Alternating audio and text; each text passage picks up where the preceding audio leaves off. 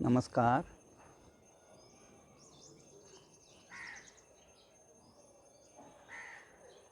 ऐसे तो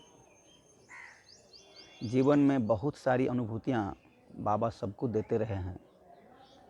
हमारे जीवन में जो अद्भुत अनुभूति है, जो एक्सपीरियंस बाबा ने दिया, उसकी कुछ घटनाएं मैं स्पष्ट करना चाहूँगा।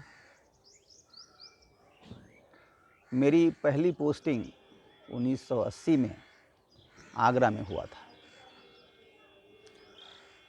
बाबा 78 में जेल से आए और उसके तुरंत बाद ही मैं होल्टामर बनना चाहता था, पर अंडर एज होने के कारण बाबा ने मुझे पर्सनली बोला कि तुम्हें होल्टामर बनने से कोई रोक नहीं सकता है, तुम अभी जाओ फर्दर स्टडी करो।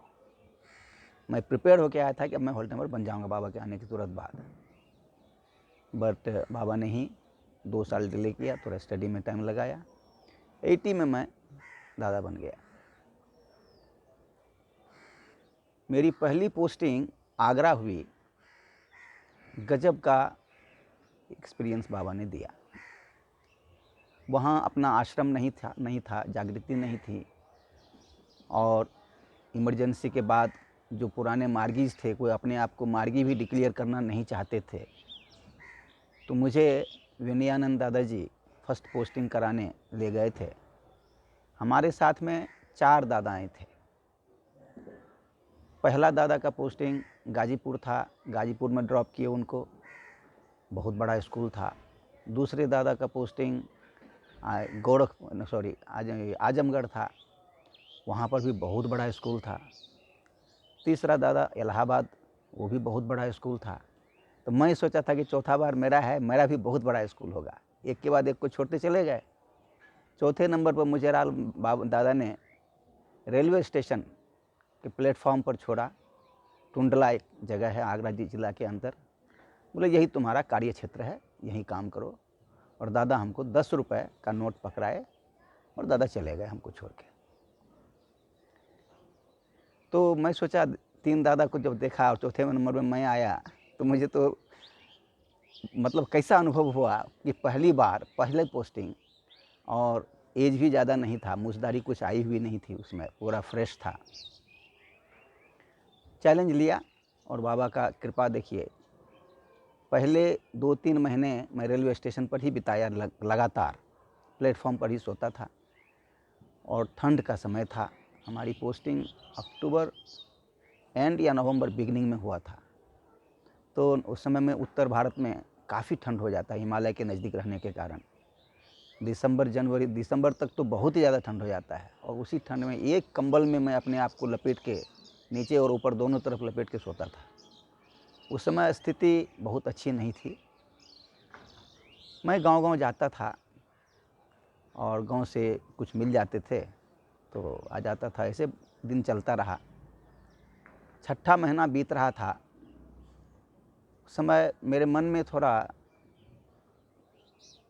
विचलता आ गया, मतलब एक तरह का क्या बोलेंगे कि पता नहीं बाबा हमारी कौन सी जन्म का परीक्षा ले रहे हैं। एक मन में भाव आया कि अब कितना परीक्षा बाकी है मेरा, समझ में नहीं आता था। एकादशी का दिन था, मेरे पास बिल्कुल पैसे नहीं थे। उस समय एक नींबू 5 पैसे का मिलता था। मेरे पास 5 पैसे भी नहीं थे कि एक नींबू खरीद के मैं एकादशी का उपवास को तोड़ लूँ।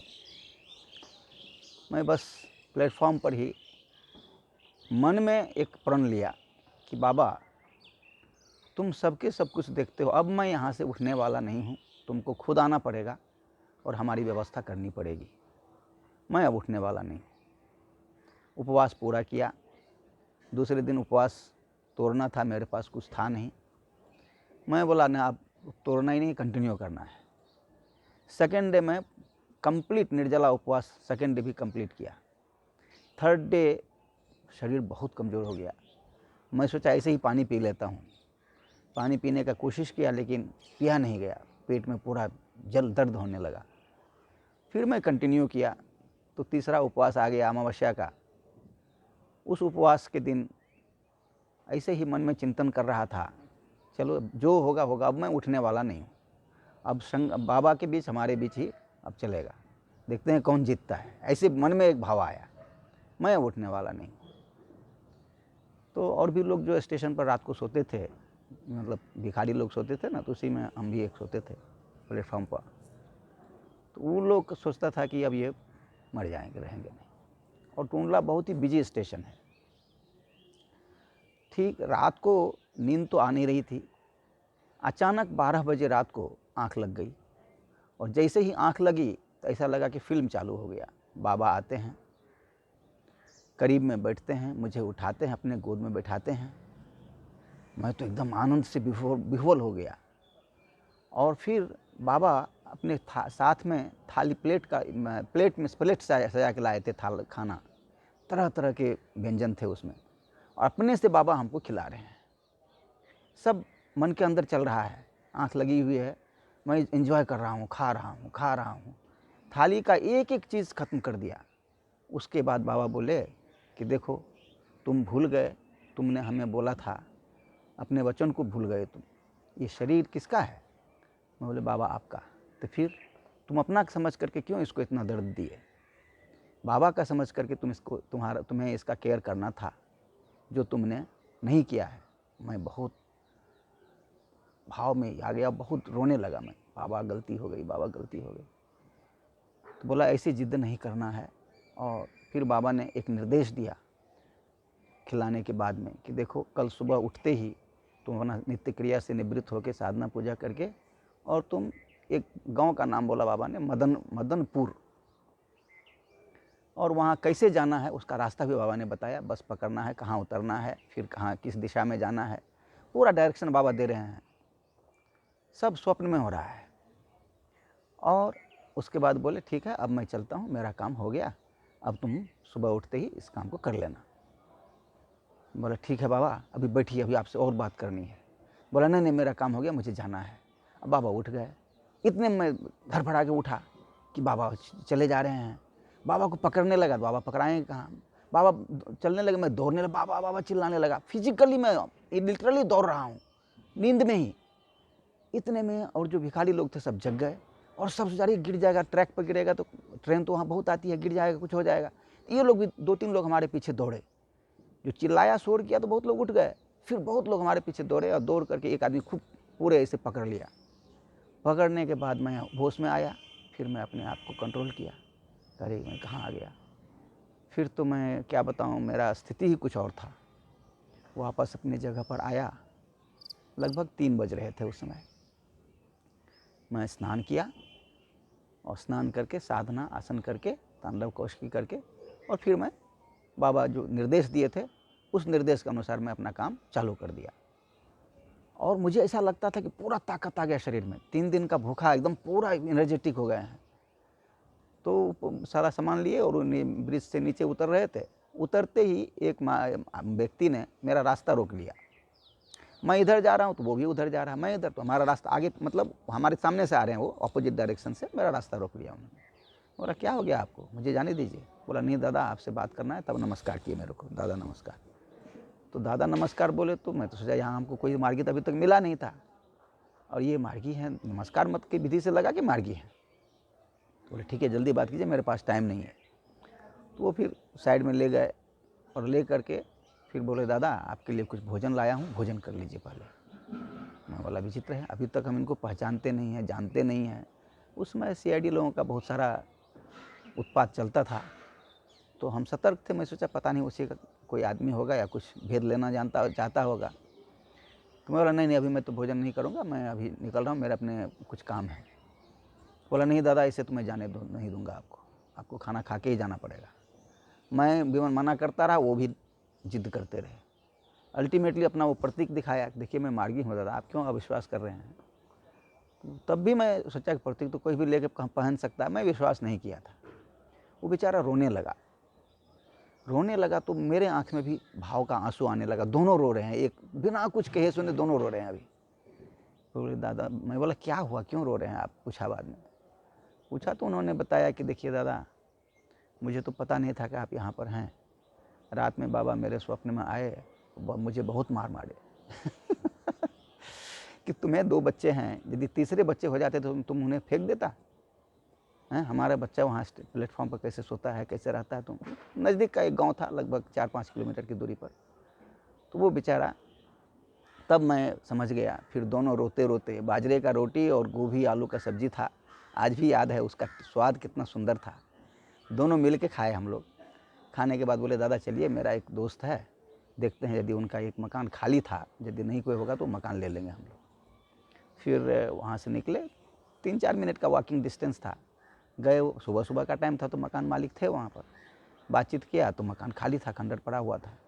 वो मकान दे दिया उनको, चाबी दे दिया मेरे को। बोला दादा आप जाइए। वो किराया उनका शायद पता नहीं 30 रुपये भाड़ा था महीने का, और बहुत बड़ी बिल्डिंग थी। उन्होंने 3 महीने का एक साथ 100 रुपये उनको दे दिया कि आप रखो, 3 महीने के बाद फिर देखेंगे। और मेरे को 10 रुपये पकड़ाए कि दादा ये आप रख लीजिए। लिटरली मेरे पास कुछ नहीं था। मैं तो सोच रहा था बाबा वहाँ जाते आते कुछ कहीं से कुछ मिल जाएगा मेरे को, बाबा बोले हैं जाना है तो जाना है। 10 रुपये पकड़ाया, गए बस स्टैंड में, बस मिल गई, 4 रुपये भाड़ा था। तो 4 रुपये जाने का, 4 रुपये आने का। मैं बोला आ जाओ, आने जाने का भाड़ा तो बाबा दे दिए। निकल गया, पहुँचा। तो वहाँ पर जब उतरा मैं, तो वहाँ पर कोई एक व्यक्ति खड़े हैं कि भाई हमको इस गांव के प्रधान भेजे हैं, आप ही स्वामी जी हैं, आपको लेके आने के लिए बोले हैं। बोला अरे ये कहाँ का चक्कर है, हम तो कभी कोई प्रोग्राम ही नहीं था। तो हम तो और रोने लगे कि बाबा कहाँ कहाँ क्या क्या व्यवस्था तुरंत कर दिए। फिर उनके साथ हो लिया हमने। होते होते लगभग 3 किलोमीटर पैदल चलना था, बाबा बोले भी थे। तो चलते चलते एक नहर आया, नहर सूखा था, पानी नहीं था, उसी के नहर के अंदर से जाके फिर उस पार गया और जाके फिर उनके साथ चल रहे हैं। तो बोला देखिए यही गांव है, मैं तो उनका सर्वेंट हूँ और मुझे खेत पर जाना था, लेट हो गया है, आप लेट आए, मैं काफ़ी देर से आपका इंतजार कर रहा था, अब जाएंगे तो बिगड़ेंगे, मैं खेत पर जा रहा हूँ, आप जाइए, यही गाँव है, वो प्रधान का घर मिल जाएगा आपको। अब मेरे को डाउट हो गया कि नहीं कुछ तो चक्कर है इसमें।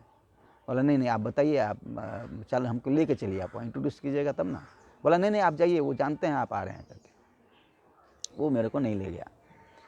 इतने में मैं पेड़ के पास ऐसे खड़ा होकर आंख बंद करके थोड़ा चिंतन करने लगे कि बाबा क्या खेल हो रहा है, क्योंकि रात से खेल ही चल रहा था। और देखते हैं कि व्यक्ति वहाँ से चला गया। मैं उसे कहाँ गया, आंख थोड़ी देर के लिए बंद किया था, 1-1.5 मिनट 2 मिनट के लिए। चारों तरफ देख रहा हूँ, आदमी है ही नहीं वहाँ पर। फिर मैं सोचा नहर में गया होगा, फिर नहर में दौड़ के गया, मैं कहीं नहीं दिख रहा हुआ व्यक्ति कहाँ गया। अब मैं उसी पेड़ के नीचे बैठ के थोड़ी देर रोया, रो के फिर मैं अपना आपको संभाला और फिर गांव में गया। वो मेरा पहला एक्सपीरियंस था। जब गांव में गया, प्रधान के घर गया, तो प्रधान को जैसे नमस्कार किया तो नमस्कार किए। तो प्रधान ऐसा कुछ नहीं लगा कि उनको पता है कि हम आ रहे हैं करके। बोले बोलिए। मैं बोला मैं एक आनंद मार्ग का सन्यासी हूँ और मैं धर्म प्रचार करता हूँ, प्रचार के लिए आया हूँ, आइए बैठिए।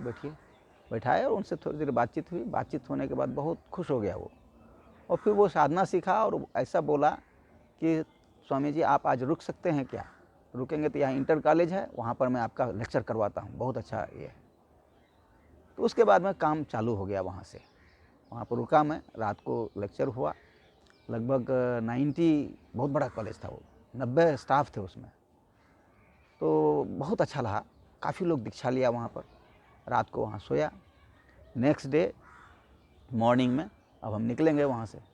निकलने लगे तो ये प्रधान हमको एक प्रश्न पूछा कि दादा स्वामी जी आपका खर्च कैसे चलता है? मैं बोला पब्लिक डोनेशन से ही चलता है। अच्छा डोनेशन स्वीकार करेंगे? बोला उसी से तो काम चलता, साधु सन्यासी कहाँ से लाएंगे?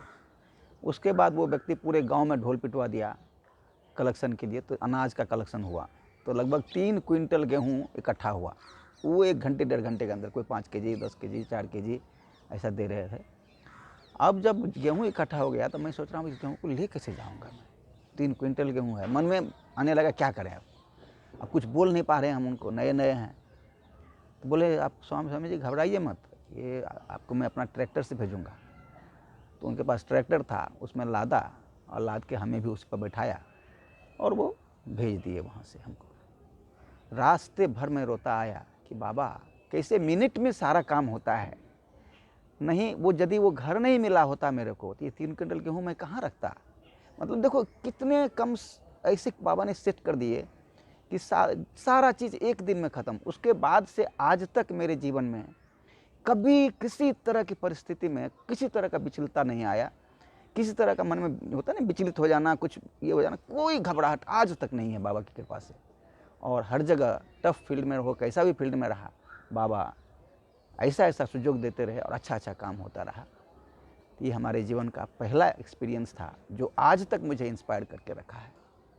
और हम समझते हैं कि जीवन के अंतिम दिन तक भी हम इसको नहीं भूल पाएंगे। नमस्कार।